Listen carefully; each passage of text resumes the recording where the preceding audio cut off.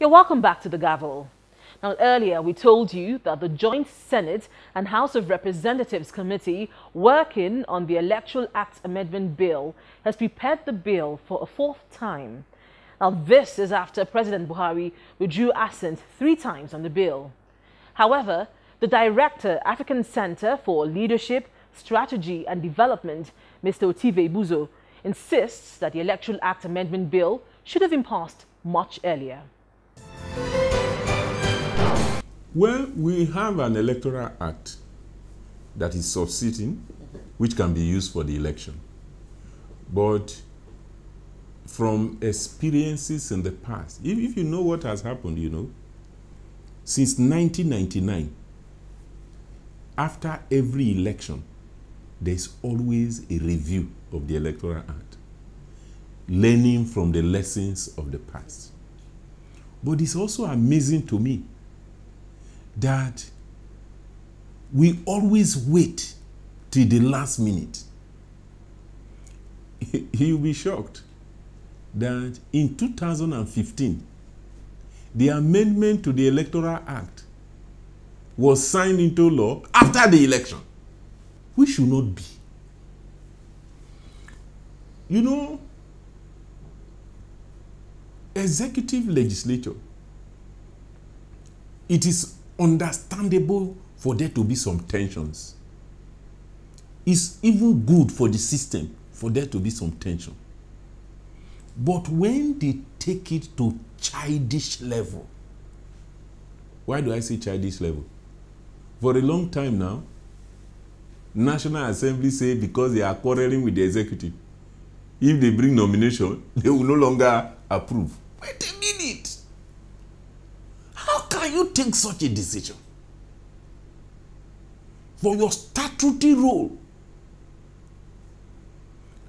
there are things the National Assembly can do to compel the executive if they really believe in it. You cannot just leave institutions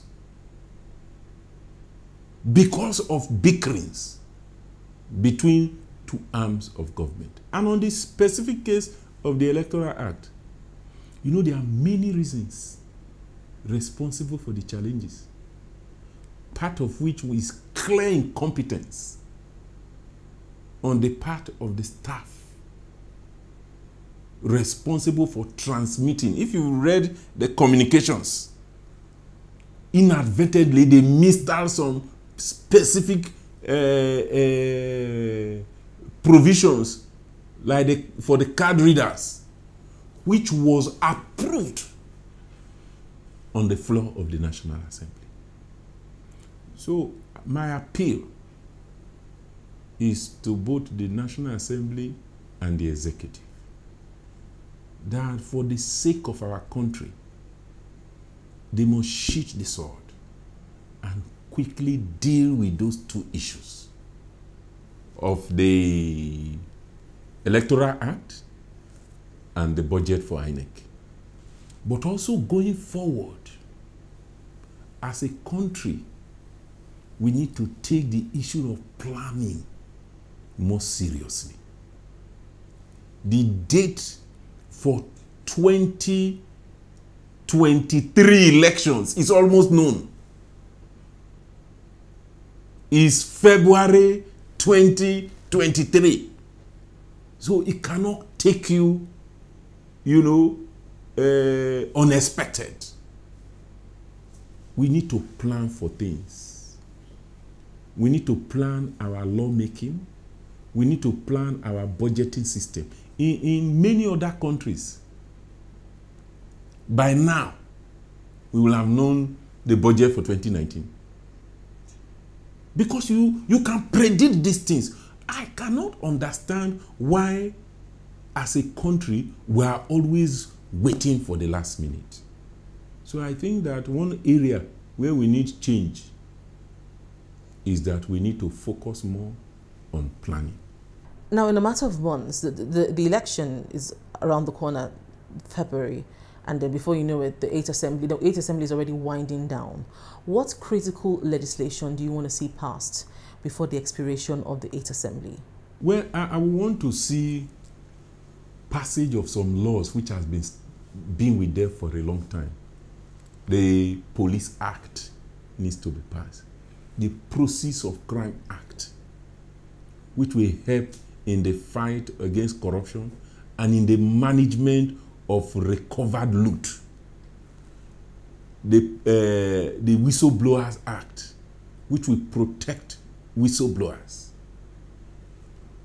That is number one. Number two, in terms of their oversight, I want to see them focusing on the implementation of laws that have been passed in the past.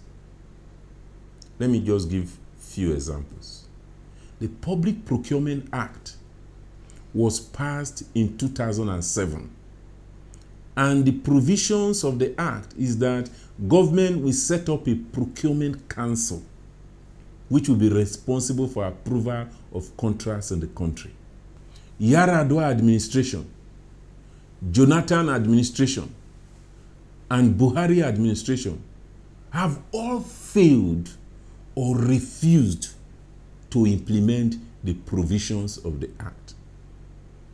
When government deliberately refuses to implement laws that it has passed, it is promoting impunity. Second example, the Electoral Act.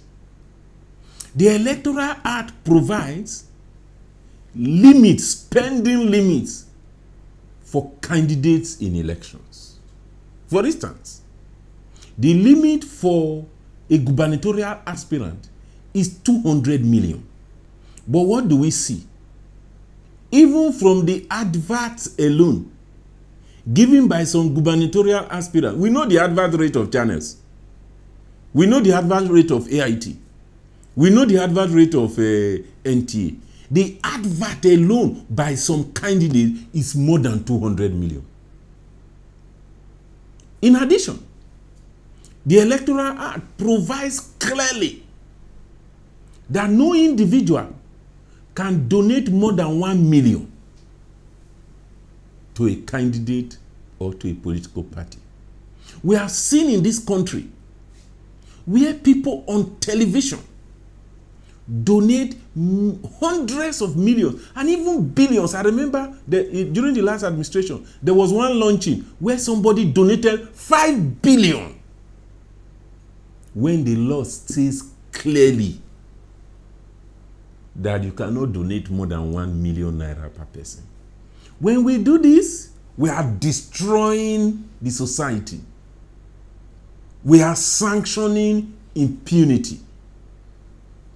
And then other people with power will draw lesson from there. And even citizens will draw lesson from there. That's why you see today, there's high level of recklessness and disobedience.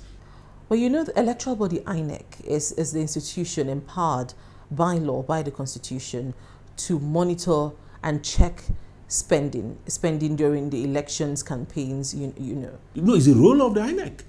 But INEC is a government institution. There is a committee in the National Assembly that has oversight on INEC. You see, my sister, one of the basic problems we have in this country is that many organizations, many individuals and stakeholders are failing to do their work. And this work is interconnected. Even though it's the role of INEC to initiate it, it's not only INEC. That's why I've always argued that in every society and nearly on every issue, you have, for nation building, you have 4 basic stakeholders. First, the executive, which will initiate the activity, put mechanism in place to ensure that it's properly done. 2, the legislature, which will carry out oversight. And if it is not properly done, recommend corrective measures and or punishment. 3, the media, which should be, in fact, in Nigeria, media is the only body constitutionally recognized to hold government accountable. And of course, citizens and citizens group, we should serve as watchdog. I agree with you. There is the role of INEC. And we need to use this medium to call on INEC that in the 2019 elections, there must be monitoring of campaign finance. There must be monitoring of the finance of political parties. And I just wish and hope that they can be radical for once. And some big fishes get pumped because they breach the law. Now, this is where we call it a day on this week's edition of the Gavel. If you have any views on any of the issues discussed, please email us on thegavel@channelstv.com.